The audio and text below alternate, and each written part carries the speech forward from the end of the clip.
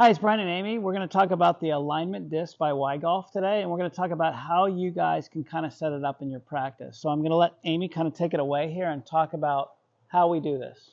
Yeah, so it's actually like a really simple training aid once you get the hang of where to put it, just to create like a really effective little station for your practice, right?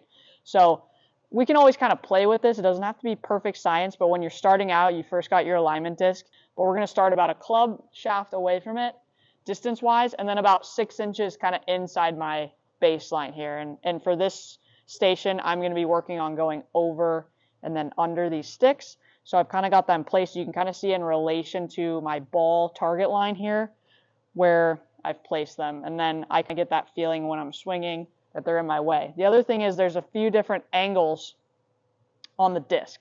So those numbers are going to correspond to sort of the angle of the shaft that you're setting up to at address.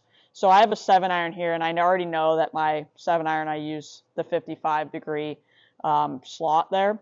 So you can kind of see just here that if I step up real close to it, this would be an easy way to check if it's right, is if this angle is similar to this angle.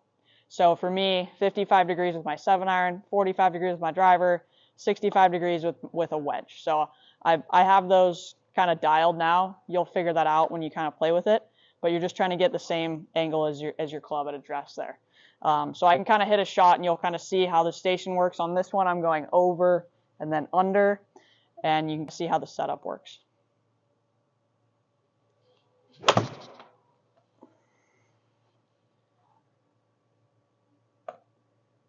So it'll probably promote hitting a little bit of a fade like that. And for those of you that hook the ball, it might be a great tool to utilize in your practice.